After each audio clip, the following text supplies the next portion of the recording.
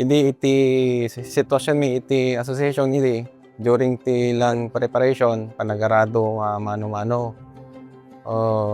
Tatan malami iti almost 1 day no talagang ipapatim nga agarado ijay ayan iti kumkuman or bangbangkag ta iso ti term da iti Ilocano. Tapos no during mit iti panagbunag or howling nga kunada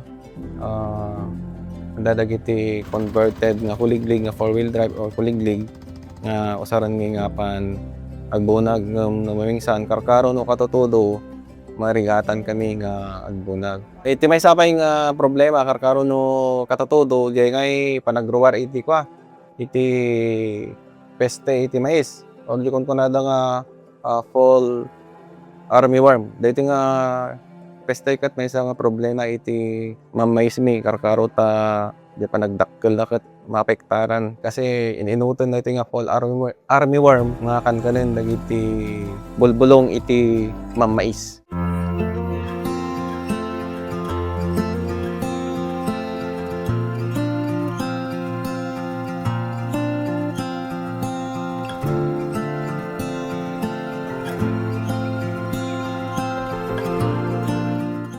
Siya ni Melvin Lee Ramos Mangwag, President iti Gumawisan Mapapo Farmers Association na.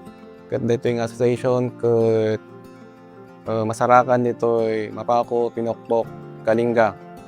Dito yung association may kat nagrugi iti October 27, 2020. Di nagrugi kami, adaan kami lang iti mga 43 nga membro iti daytoy nga association. Ngam tatan ket adan kami iti almost 76 nga membro. Adan kami iti 33 nga babae ken 43 nga lalaki.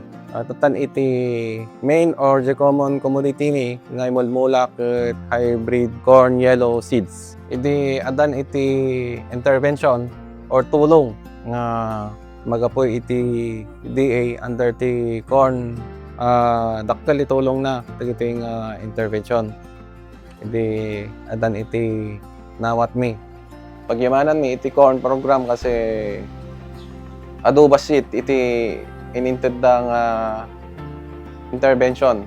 Number 1 nga inted da ket so daytoy kunada nga 6 tons recirculating dryer.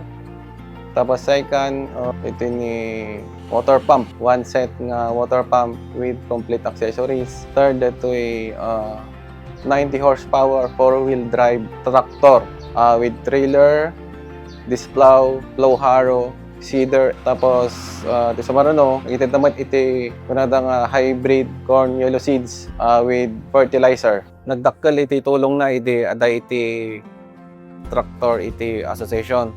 Kasi anytime nga adda ti umay ket addan nga naka-ready daytoy nga traktor nga mang traktor kadagiti pagmulmulaan iti mais. Kastamet no after ti land preparation mi so di ko na nga ti samaruno ket panagmamula. Ket na during iti planting adamot lang iti intervention nga iti DA under ti corn. So dagiti kon kunada nga hybrid corn yellow seeds. Ket pagyamanan mi ta dagito yung hybrid seeds ket libre soda ken adda pa iti pasorot ng abono. Tapos no during mit iti howling panang harveston howling ti corn ket dakkel iti tulong na dagiti nga intervention kasi napaspas nga mairwar mi dagiti produkto mi nga mais karkaro dayti traktor kasi adda ti pasurot na nga trailer ket napaspas iti panangirwar mi kadagiti nga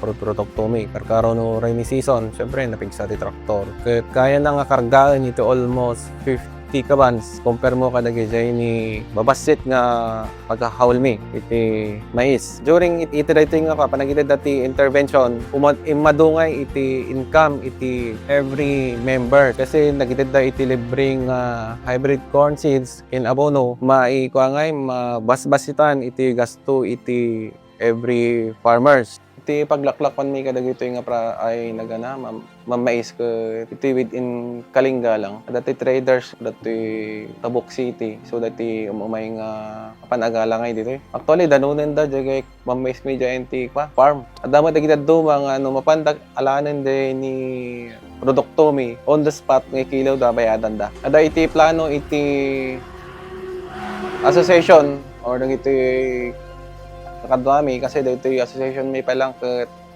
farmers association.